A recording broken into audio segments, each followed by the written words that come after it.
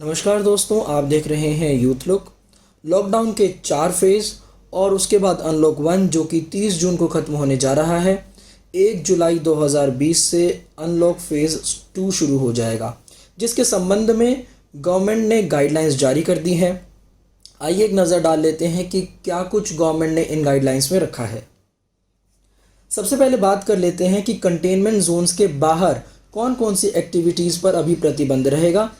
दोस्तों, गवर्नमेंट ने अपनी गाइडलाइंस में साफ किया है कि सभी स्कूल्स, कॉलेजेस, एजुकेशन और कोचिंग इंस्टीट्यूट्स कम से कम 31 जुलाई 2020 तक बंद रहेंगे। साथ ही गवर्नमेंट ने ऑनलाइन और डिस्टेंस लर्निंग को प्रमोट करने को, एनकरेज करने को भी अपनी गाइडलाइंस में कहा है।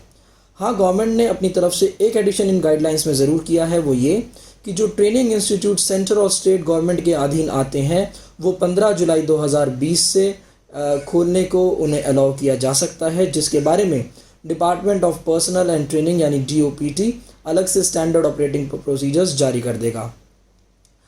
दोस्तों, इसके साथ ही मिनिस्ट्री ऑफ होम अफेयर्स ने जितना अभी इंटरनेशनल एयर ट्रैवल परमिट किया है उसके अलावा सभी एयर ट्रैवल अभी प्रतिबंधित ही रहेगा।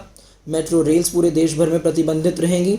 साथ ही cinema halls, gym, swimming pool, entertainment park, theatre, bar, auditorium, assembly hall और इस तरीके की जगहें जहाँ पे लोग भारी संख्या में इकट्ठे होते हैं या एक साथ जहाँ पर लोग बैठते हैं, ऐसी जगहों को अभी बंद ही रखा जाएगा।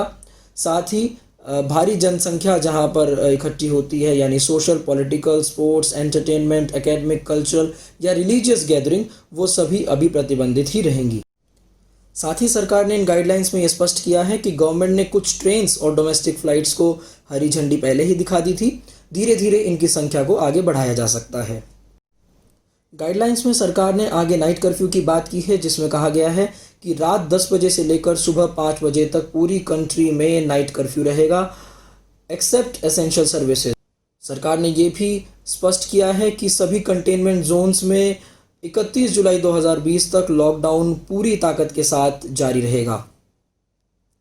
दोस्तों, national directives for covid management में गवर्नमेंट ने स्पष्ट किया है कि पब्लिक प्लेसेस, वर्क प्लेसेस या फिर किसी भी प्रकार के ट्रैवल के दौरान फेस कवर यानी कि मास्क पहनना बेहद ज़रूरी होगा।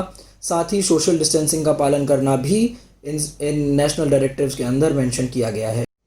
इसके अलावा सरकार ने पिछली गाइडलाइंस को जारी रखते हुए शादी से जुड़े हुए फंक्शंस में ज़्यादा से ज़्यादा 50 लोग और अंतिम संस्कार से जुड़ी हुई क्रियाओं में 20 लोगों की लिमिट को जारी रखा है।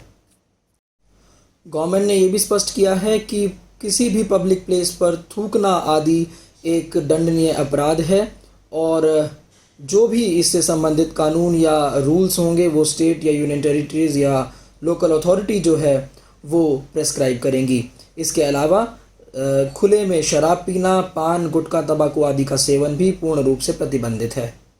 पिछली बार की ही तरह गवर्नमेंट ने कंटेनमेंट जोन्स के बाहर एक्टिविटीज़ को प्रोहिबिट करने का एक अधिकार स्टेट और यूनियन टेरिटरीज़ को अपने असेसमेंट के बेसिस पे करने की छूट दी है।